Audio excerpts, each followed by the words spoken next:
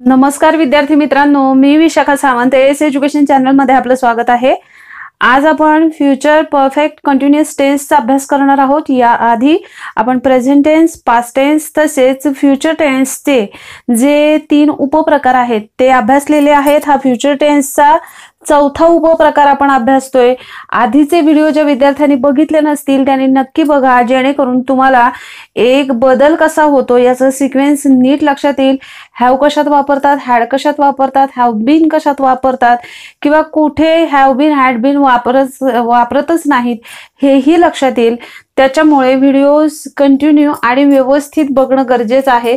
प्रत्येक टेन्सचे उपप्रकार शिकवत असताना त्या उपप्रकारांमध्ये जे अफर्मेटिव्ह, नेगेटिव्ह आणि इंटरोगेटिव्ह सेंटेन्स येतात तेही आपण शिकवलेले आहेत। त्यामुळे व्हिडिओ स्किप न करता शेवटपर्यंत बघा। शिवाय त्याच्यावर आधारित जी सेंटेन्स येतात ती कशा टाईपने ओळखायची हेही आपण बघतोय आणि त्याच्यामुळे व्हिडिओ स्किप न करता शेवटपर्यंत बघितला तरच तो तुम्हाला जास्त उपयोगी पडेल, नाहीतर तुमचं नुकसानच होणार आहे। त्याला सुरुवात करायच्या आधी नेहमीची आग्रहाची विनंती, जे विद्यार्थी चॅनलला नवीन असतील त्यांनी चॅनलला सबस्क्राइब करायला विसरायचं नाही आणि तुमच्यासारख्याच अनेक मित्रांचं स्वप्न साकार होण्यासाठी व्हिडिओ जास्तीत जास्त शेअर करा, लाईक करा, जेणेकरून व्हिडिओ सर्व विद्यार्थ्यांपर्यंत पोहोचेल।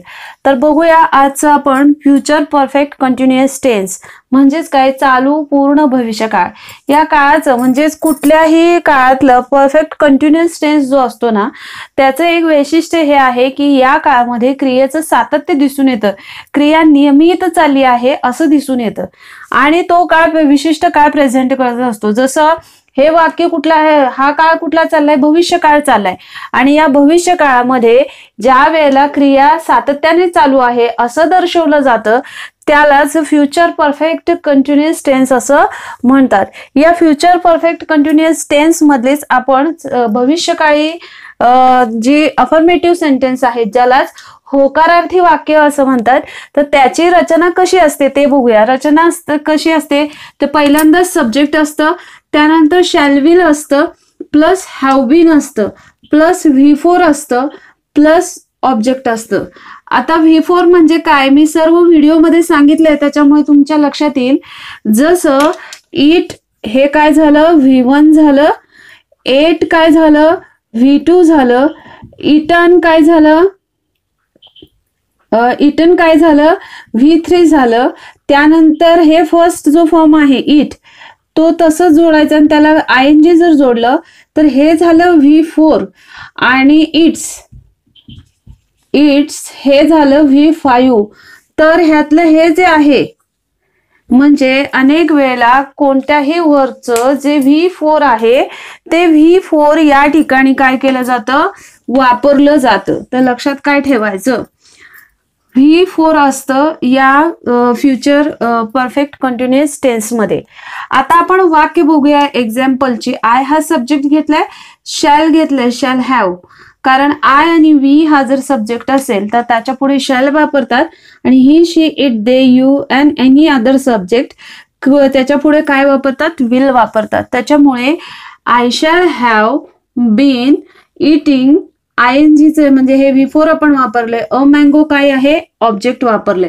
जर हेच आपण वी हा सब्जेक्ट वापरला, तर वी हा सब्जेक्ट वापरला तर सेम हेच वाक्य अशाच टाईपने पुढे कॅरी होणार आहे।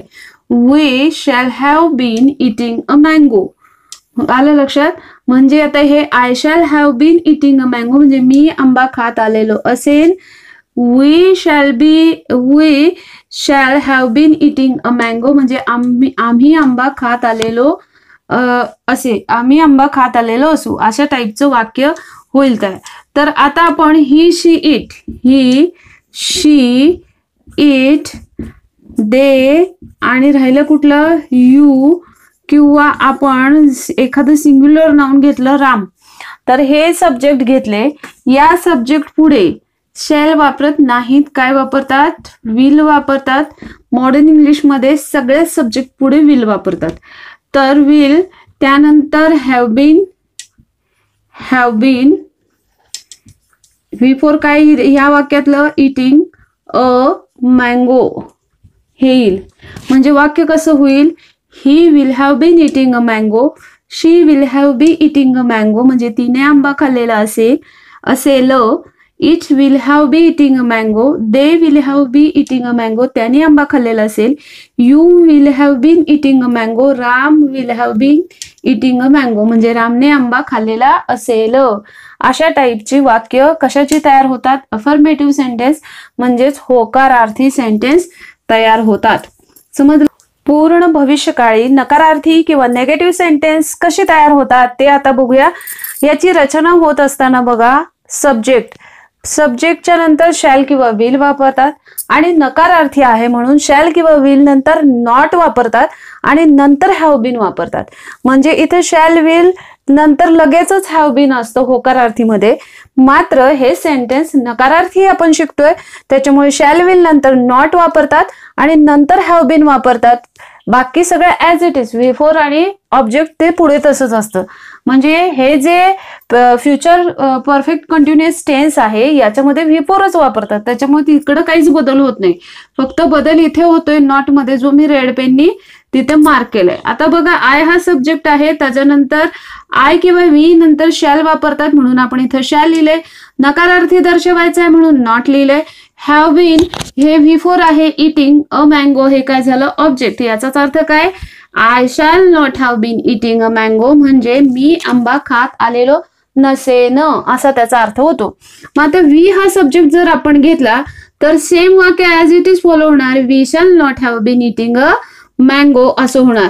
मात्र ही शी इट दे यू किंवा सुरेश हे जर आपण सब्जेक्ट घेतले तर इथं शॅल वापरत नाही तर इथं काय वापरायचं आहे? विल. त्यानंतर नकार दर्शवायचा आहे म्हणून काय वापरायचं? नॉट. त्यानंतर हॅव बीन वापरायचं, हॅव बीन. त्यानंतर इटिंग V4 वापरायचं, इटिंग अ मँगो काय वापरायचं? ऑब्जेक्ट वापरलं आपण ह्या वाक्याला अनुसरून. आलं लक्षात?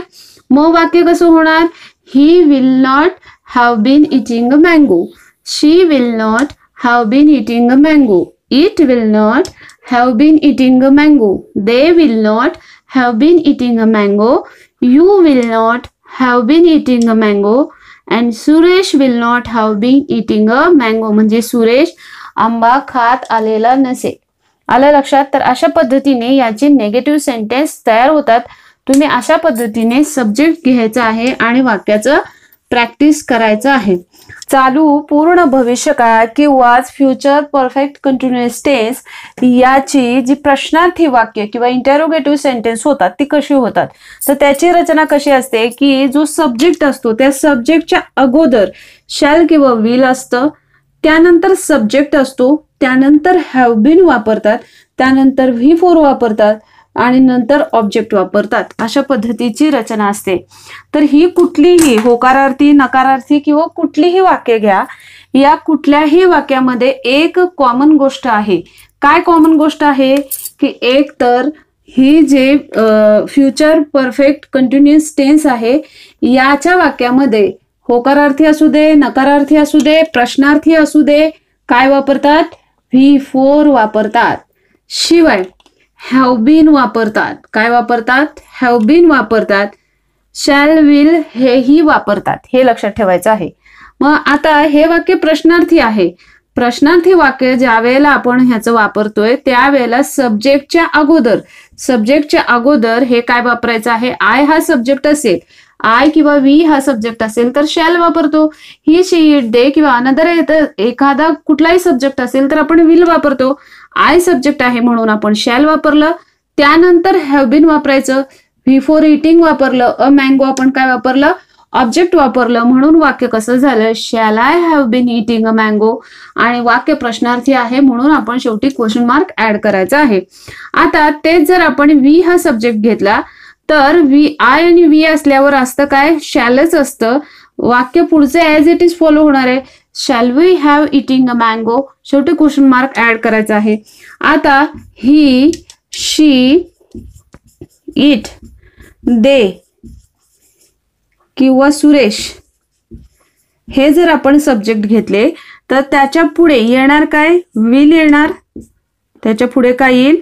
विल येईल आणि इकडे काय येईल, हे वाक्य तसंच फॉलो होणार आहे, have been eating a mango, आणि वाक्य प्रश्नार्थी आहे म्हणून शेवटी काय करायचं आहे, क्वेश्चन मार्क ऍड करायचा आहे. म्हणजे will he have been eating a mango, will she have been eating a mango, will it have been eating a mango, will they have been eating a mango, will Suresh have been eating a mango.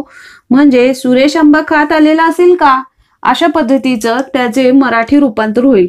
Marathi रूपांतर सहज तुम्हाला करता यावं यासाठी जे एक sentence आपण example म्हणून घेतलंय त्याचं मराठी रूपांतरही मी कंसामध्ये लिहून ठेवलंय.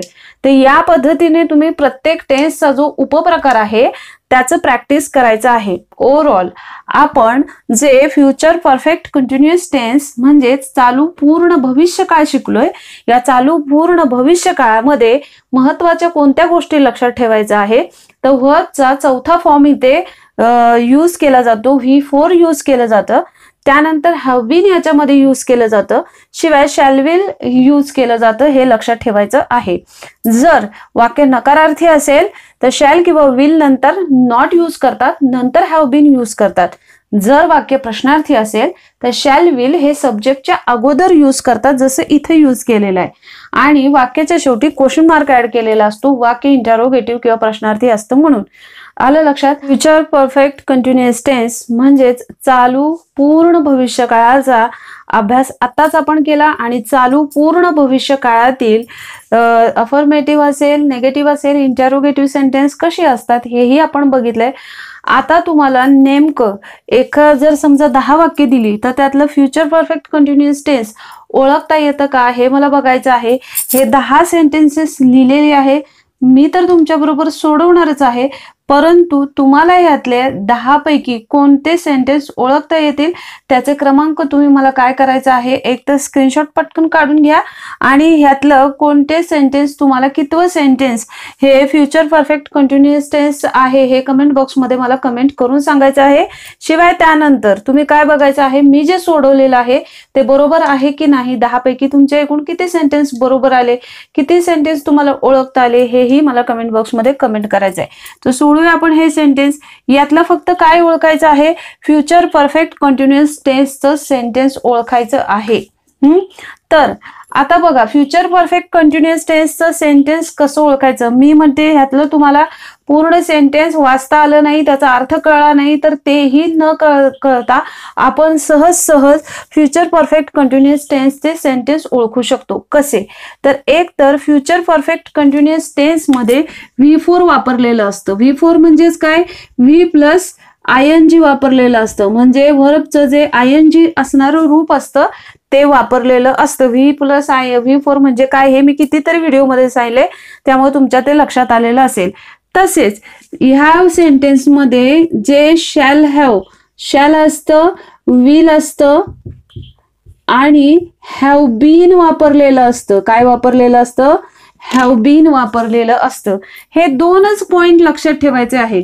असं ज्या सेंटेन्स मध्ये असेल तेच वाक्य कशाचं असणार आहे, फ्युचर परफेक्ट कंटिन्युअस टेन्स म्हणजे चालू पूर्ण भविष्य काळाचे असणार आहे, हे लक्षात घ्या. आता मी तर सर्व वाक्य वाचणारच न वाचताच त्या 2 गोष्टींवर मी ही सर्व वाक्य ओळखून दाखवणार आहे. जसं V4 आहे, काय म्हटलंय, V4 आहे म्हणजेच ING लागलेलं पाहिजे जे व्हर्ब असेल त्याला. आता इथे स्टडीड आहे व्हर्ब, बरोबर आहे, ह्याला ING आहे का, त्याच्यामुळे बाकी काही जरी विल हॅव असेल तरी विल हॅव बीन वापरतात, त्याच्यामुळे हे वाक्य ह्याच्यामध्ये जातच नाही. त्यामुळे फर्स्ट सेंटेन्स आपलं कॅन्सल झालं. सेकंड सेंटेन्स बघा, विल हॅव बीन आहे, शिवाय लर्नला ING प्रत्यय लागलाय, त्यामुळे 101% सेकंड सेंटेन्स हे फ्युचर परफेक्ट कंटिन्युअस टेन्सचं आहेच. आता इथं बघा इज लिहिले, इज कधीही या वाक्यामध्ये वापरत नाहीत. या वाक्यामध्ये ना विल हॅव बीन दिसतंय, ना शॅल हॅव बीन दिसतंय, ना ING प्रत्ययाचं रूप दिसतंय. इथे रीड हे V1 आहे, त्याच्यामुळे हे पण वाक्य फ्युचर परफेक्ट कंटिन्युअस टेन्स मध्ये जात नाही. पुढचं बघा, दे विल राईट. आता इथं पण बघा, इथं राईट हे काय V1 आहे, त्याच्यामुळे इथं विल आहे पण विल हॅव बीन वापरतो या सेंटेन्स मध्ये, ते दिसत नाही, शिवाय V1 वापरलेलं आहे, त्यामुळे हेही वाक्य फ्युचर परफेक्ट कंटिन्युअस टेन्सचं नाही आहे. पुढचं बघा 5वं सेंटेन्स. इथं विल हॅव बीन आहे, शिवाय वर्कला ING लागलंय, त्याच्यामुळे हे वाक्य 100% फ्युचर परफेक्ट कंटिन्युअस टेन्स आहे. इथं बघा शॅल बी, आता इथं शॅल आहे मात्र बी आहे, बी वापरतच नाहीत. ING आहे मात्र शॅल बी नाही वापरत. आलं लक्षात? त्याच्यामुळे हे वाक्य फ्युचर परफेक्ट कंटिन्युअस टेन्सचं नाही. पुढचं बघा 7वं सेंटेन्स. रमेश विल बी दिले, बी आहे म्हणजे बी कधीच विल बी वापरत नाहीत, ING जरी असलं तरी सुद्धा, म्हणून हे पण वाक्य फ्युचर परफेक्ट कंटिन्युअस टेन्सचं नाही. आता बघा सीमा विल हॅव बीन, हे बरोबर आहे. Seema will have been working, वर्कला ING लागले, त्यामुळे हे वाक्य 100% कशाचं आहे? फ्युचर परफेक्ट कंटिन्युअस टेन्सचं आहे. हे वाक्य सुद्धा आपलं फ्युचर परफेक्ट कंटिन्युअस टेन्सचं होऊ शकतच नाही. पुढचं बघा विल हॅव आहे, बीन कुठेच नाही, लेफ्ट हे फर्स्ट फॉर्म आहे, त्याच्यामुळे हे सुद्धा वाक्य आपलं फ्युचर परफेक्ट कंटिन्युअस टेन्सचं होत नाही. तर यातली कोणकोणती वाक्य म्हणजे दुसरं वाक्य, 5वं वाक्य आणि 8वं वाक्य हे फक्त फ्युचर परफेक्ट कंटिन्युअस टेन्स आहे. हे ओळखण्यासाठी साधी सोपी आयडिया काय सांगली की एक तर फ्युचर परफेक्ट कंटिन्युअस टेन्सच्या वाक्यामध्ये फक्त V4 असतं, म्हणजेच ING प्रत्यय लागलेला असतो आणि शॅल विल हॅव बीन असं असतं पुढे. अशी जर वाक्य असतील तरच ती कशाची असणार? फ्युचर परफेक्ट कंटिन्युअस टेन्सची असणार आहेत. आशा करते की हा टेन्सचा जो उपप्रकार आहे तो तुम्हाला लक्षात आलेला असेल. व्हिडिओ आवडला असेल तर लाईक, शेअर आणि सबस्क्राईब करायला विसरू नका. धन्यवाद.